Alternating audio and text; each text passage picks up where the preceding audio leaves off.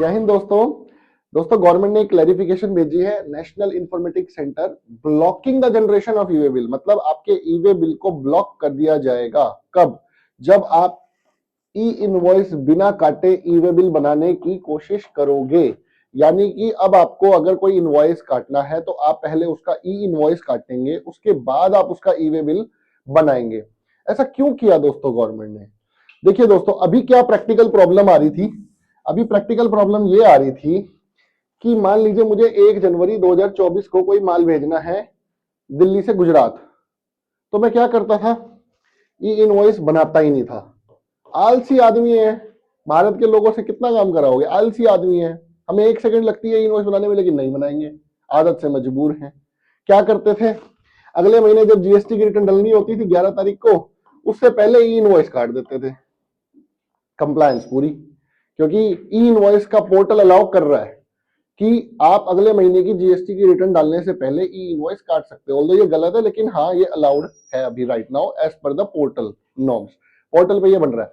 तो गवर्नमेंट ने कहा भैया देखो इनको पकड़ना पड़ेगा, ऐसे तो ये लोग मानेंगे नहीं। तो गवर्नमेंट ने क्या किया?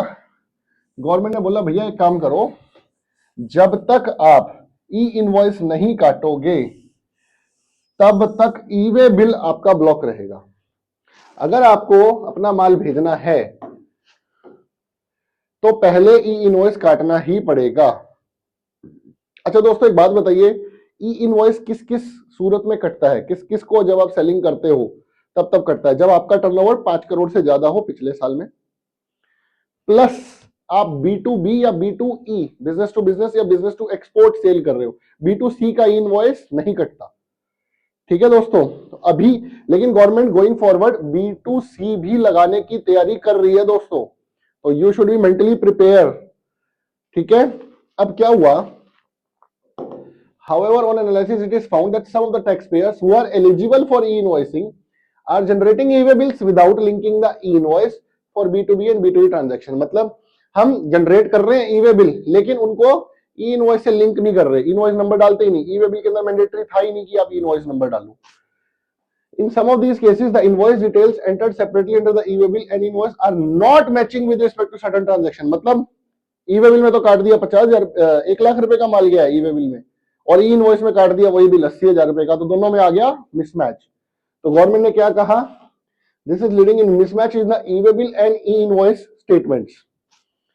Hence in order to avoid such situations, e-way bill generation will not be allowed।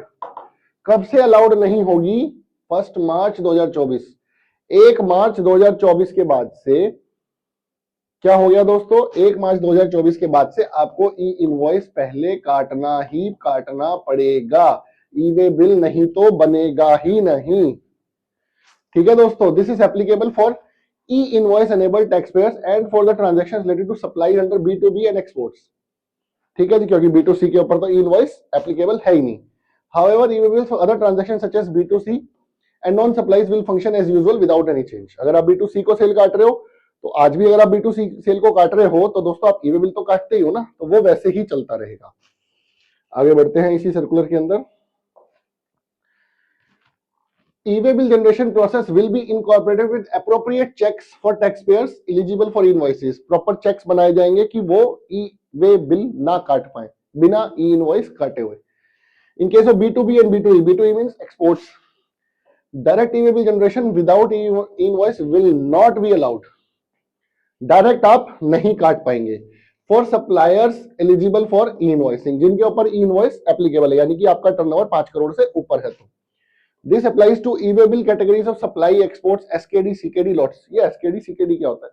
Semi knockdown, completely knockdown. ठीक है दोस्तों, सेमी नॉकडाउन का मतलब क्या होता है? जिसके टुकड़ों में माल जाता है। कंप्लीट नॉकडाउन मतलब बिल्कुल ही टुकड़ों में माल जाता है, कोई बड़ी मशीन है वो टुकड़ों में आएगी। ठीक है दोस्तों, however e-bill generation transaction related to B2C and other non supplies will be allowed as usual। ठीक है दोस्तों, B2C का जैसे पहले चल रहा था वैसे ही चलता रहेगा। Similarly for the e-bill generated by the transporter, similar check would be enforced on the supplier। Similar check would be enforced on the supplier GSTN। अगर ट्रांसपोर्टर वाले में है तो सप्लायर को देखना पड़ेगा कि भैया मेरे को इनवॉइस काटना है तो वो पहले इनवॉइस काटे, अदरवाइज ट्रांसपोर्टर ई वे बिल नहीं बना पाएगा। अब ट्रांसपोर्टर के लिए काम क्या बढ़ गया, वो चेक कर ले कि भैया मेरी पार्टी को इनवॉइस काटना मैंडेटरी था और वो इनवॉइस काट रही है या नहीं काट रही है, अदरवाइज ट्रांसपोर्टर उसका कंसोलिडेटेड ई वे बिल नहीं बना पाएगा। Other operations such as Part B updating, Transporter ID updating will continue as usual without any change. All taxpayers and transporters are requested to make necessary changes in their system so that they can adopt the changes from 1st March 2024. ठीक है दोस्तों, तो 1 मार्च 2024 से आपको ई invoice पहले काटना है, otherwise आप ई वे बिल नहीं काट पाओगे। ठीक है दोस्तों, आशा करता हूं दोस्तों ये जीएसटी की अपडेट आपके लिए यूजफुल रही होगी। आप ऐसे ही चैनल के साथ जुड़े रहिए। जय हिंद दोस्तों। Learn something from everyone you meet in your life, whether they are your juniors or seniors, because nobody knows everything, but everybody knows something. And education and hospitalization should never be commercialized. Jai Hind.